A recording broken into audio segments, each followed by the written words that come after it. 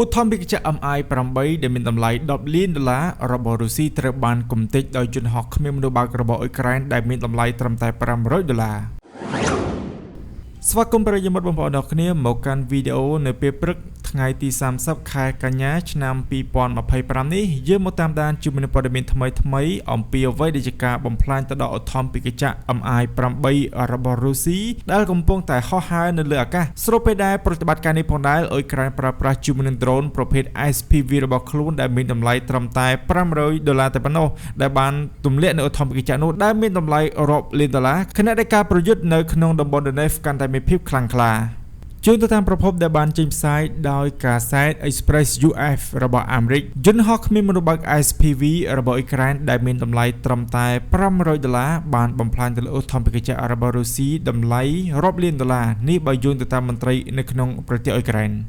ឧបទ្ទវហេតុនេះបានកើតឡើងនៅជិតភូមិ Kovjarivka ក្នុងតំបន់ Donetsk កាលពីថ្ងៃច័ន្ទហើយវាត្រូវបានអនុវត្តដោយអ្នកបើកយន្តហោះនៃកងពលតូចទី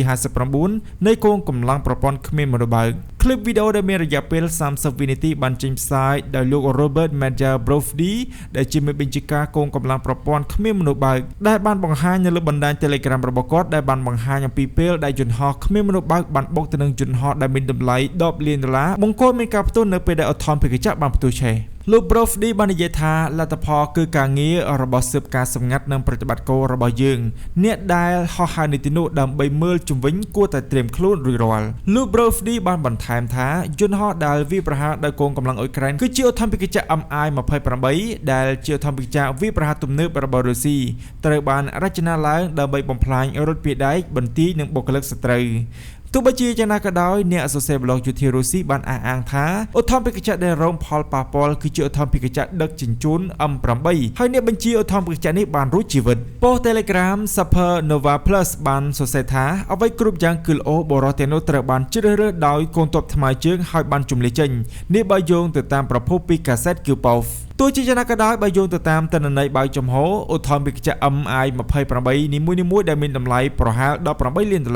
ហើយវាមានក្រុមឡើងបានផ្គត់ផ្គង់ឧទ្ធម្ភាគចក្រទីនេះទៅឲ្យប្រទេសអ៊ីរ៉ង់និងដាក់ពង្រាយយ៉ាងសកម្មនៅក្នុងសង្គ្រាមរបស់ខ្លួនប្រឆាំងទៅនឹងប្រទេសអ៊ុយក្រែនយ៉ាងហើយណាស់មាន MI28 ចំនួន18គ្រឿងត្រូវបានបំផ្លាញឬខូចខាតចាប់តាំងពីការចាប់ផ្ដើមនៃការឈ្លានពានរបស់រុស្ស៊ីមកលើអ៊ុយក្រែនដែលលើពីនេះទៅទៀតចាប់តាំងពីឆ្នាំ2022អ៊ុយក្រែនបានបាញ់ទម្លាក់យន្តហោះរុស្ស៊ីច្រើនជាង200គ្រឿងបើទោះជាយ៉ាងណាក៏ដោយចំនួននោះអាចខ្ពស់ជាងនេះទៅទៀតដោយសារតែរុស្ស៊ីតែងតែមានការលាក់បាំងជាមួយនឹងវិសាលភាពនៃការខាតបង់របស់ខ្លួនកងកម្លាំងអ៊ុយក្រែនក៏មិនបានប្រាប់ភ្លាមអំពីទីតាំងនៃការវាយប្រហារនោះទេបើទោះបីជាយ៉ាងណាក៏ដោយក្រុមអូស៊ីនបានកំណត់ទីតាំងធ្លាក់នៃយន្តហោះនេះគឺស្ថិតនៅជិតភូមិ Kovjarivka ដែលជាភូមិមួយនៅភាគខាងកើតអ៊ុយក្រែនដែលជាមួយនឹងរូបភាពពីផ្កាយរណបបានបង្ហាញអំពីពពកផ្សែងនៅរយៈពេលក្រោយមកអគ្គសេនាធិការនៃកងទ័ពអ៊ុយក្រែនក៏បានបញ្ជាក់អំពីការបំផ្លិចបំផ្លាញរបស់ឧទ្ធម្ភាគចក្រនៅក្នុងរបាយការណ៍ប្រចាំថ្ងៃរបស់ខ្លួនរួមជាមួយនឹងរថយន្តរបស់រុស្ស៊ីប្រមាណចំនួន12គ្រឿងផ្សេងទៀតដែលបានបាត់បង់នៅក្នុងទីក្រុង Donetsk សេវាសារព័ត៌មានរបស់កងពលតូចទី59បានសរសេរថាក្រុម SPV របស់យើងបានបន្សាប MI28N អំឡុងពេលនៃការប៉ុនប៉ងឡើងវិញក្នុងរយៈកម្ពស់ទាបសូមលើកដំកើងអ្នកការពារយ៉ាងណាមិញកតកម្មនេះបានធ្វើឡើងបន្ទាប់ពីការវាយប្រហារដោយយន្តហោះគ្មានមនុស្សបើករបស់អ៊ុយក្រែនជាបន្តបន្ទាប់ទៅលើយន្តហោះរបស់រុស្ស៊ីរួមទាំងការវាយប្រហារទៅលើយន្តហោះ BE-12 នៅតំបន់ Crimea កាលពីថ្ងៃទី22ខែកញ្ញាកន្លងទៅនិងការវាយប្រហារដោយយន្តហោះ FPV ទៅលើឧទ្ធម្ភាគចក្រ MI28 នៅតំបន់ Kherson Oblast កាលពីខែសីហាដោយបង្ខំឲ្យមានការចោទជាបន្ទាន់យ៉ាងណាមិញក្រសួងការពារជាតិរុស្ស៊ីនៅមិនបានធ្វើអត្ថាធិប្បាយភ្លាមអំពីឧបទ្ទវហេតុថ្មីនេះទេទោះជាយ៉ាងណាក៏ដោយប្រព័ន្ធផ្សព្វផ្សាយរដ្ឋបានរាយការណ៍អំពីសកម្មភាពបាកាស្យូនៅទីក្រុង Donetsk ដោយមិនទទួលស្គាល់យន្តហោះរបស់ខ្លួនដែលត្រូវបានបំផ្លាញណាមួយនៅឡើយអគ្គសេនាធិការកងទ័ពអ៊ុយក្រែនបាននិយាយថាកងកម្លាំងអ៊ុយក្រែនបានបើកការវាយប្រហារទៅលើរោងចក្រដែលជាប់ពាក់ព័ន្ធទៅនឹងយោធារបស់រុស្ស៊ីនៅក្នុងតំបន់ Bryansk កងកម្លាំងអ៊ុយក្រែនបានបើកការវាយប្រហារទៅលើរោងចក្រ Elektrodetail ដែលស្ថិតនៅក្នុងទីក្រុង Karachev មានទីតាំងនៅតំបន់ Bryansk Oblast របស់រុស្ស៊ីនេះបើយោងទៅតាមការបញ្ជាក់របស់អគ្គសេនាធិការកាលពីថ្ងៃទី29ខែកញ្ញាការបញ្ជាក់នេះបានធ្វើឡើងបន្ទាប់ពីមានការរាយការណ៍នៅមុននេះនៅក្នុងប្រព័ន្ធផ្សព្វផ្សាយក្នុងស្រុករបស់រុស្ស៊ីអំពីការវាយប្រហារដោយដ្រូនទៅលើរោងចក្រមុនពេលដែលការវាយប្រហារអភិបាលតំបន់ Bryansk លោក Alexander Bogumev បានចេញនៃការព្រមានអំពីការគំរាមកំហែងដោយមីស៊ីលដែលអាចនឹងកើតមាននៅក្នុងតំបន់ Karachev យ៉ាងណាមិញរោងចក្រ Electro Delta ដែលផលិតឧបករណ៍ភ្ជាប់អគ្គិសនីជាច្រើនប្រភេទសម្រាប់ទាំងការប្រើប្រាស់ដល់វិស័យយោធានិងឧស្សាហកម្មផលិតផលរបស់ពួកគេរួមមានប្រេកង់ទាបប្រេកង់ខ្ពស់និងឧបករណ៍ភ្ជាប់រួមបញ្ចូលគ្នាដែលប្រើនៅក្នុងវិស័យដូចជាលំហអាកាសអេឡិចត្រូនិកនិងឧបករណ៍មួយចំនួន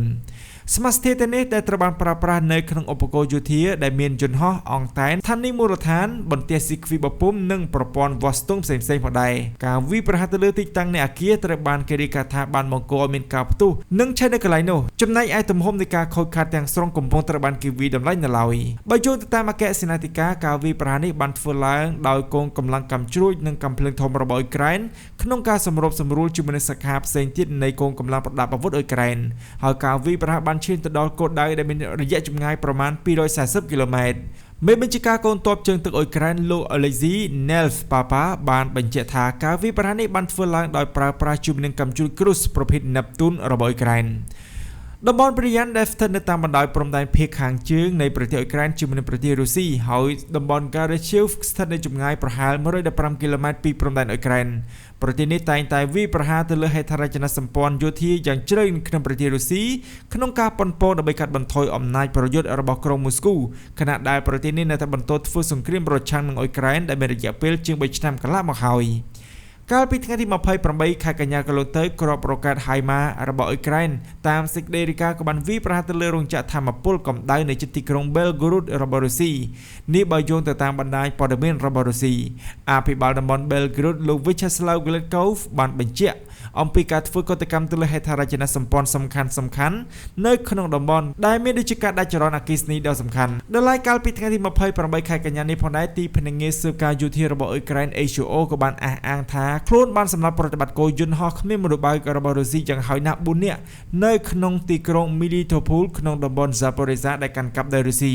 ហើយស្ថាប័ន HO ក៏បានអះអាងអំពីការផ្ទុះមួយដែលបានអង្រួលមូលដ្ឋានយោធាយាមនៅអាកាសយានដ្ឋានក្នុងទីក្រុង Melitopol ដែលកាន់កាប់ដោយបានបំផ្លាញទៅលើរថយន្តម៉ាក UAZ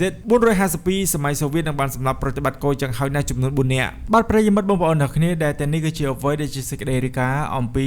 មន្ត្រីយោធានៅក្នុងប្រទេសអ៊ុយក្រែនអំពីប្រតិបត្តិការដ៏ជោគជ័យរបស់ពួកគេស្របពេលដែលអ្វីដែលគាត់ចាប់អារម្មណ៍នោះគឺការបំផ្លាញជាមួយនឹងឧទ្ធម្ភាគចក្រ Mi-28 របស់រុស្ស៊ីដែលខាងអ្នកសរសេរប្លុករបស់យោធារុស្ស៊ីនោះបានអះអាងថាឧទ្ធម្ភាគចក្រដែលរងនៅការវាយប្រហារនោះគឺជាប្រភេទ Mi-8 ដែលជាប្រភេទនៃឧទ្ធម្ភាគចក្រដឹកជញ្ជូនណាហើយខាងមន្ត្រីអ៊ុយក្រែនបានបញ្ជាក់យ៉ាងច្បាស់ថាគឺជាប្រភេទឧទ្ធម្ភាគចក្រវាយប្រហារ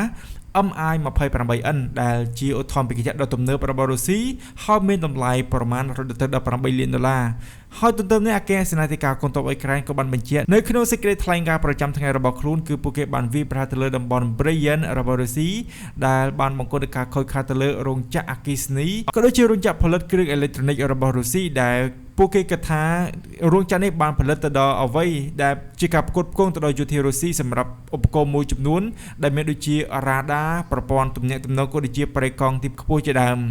បាទសូមអរគុណបងប្អូនអ្នកនរគ្នាដែលបានទស្សនានៅវីដេអូមួយនេះតាំងតែពីដើមរហូតដល់បញ្ចប់យ៉ាងណាមិញក៏សូមបងប្អូនអ្នកនរគ្នាជួយចុចនៅលើពាក្យ Subscribe ក៏ជារូបកណ្ដឹងផងដែរដើម្បីតាមដាននៅព័ត៌មានថ្មីៗជាមួយនឹងយើងខ្ញុំទាំងអស់គ្នាជារៀងរាល់ថ្ងៃផងដែរបាទសូមអរគុណសូមគោរពលាជួបគ្នានៅវីដេអូក្រោយ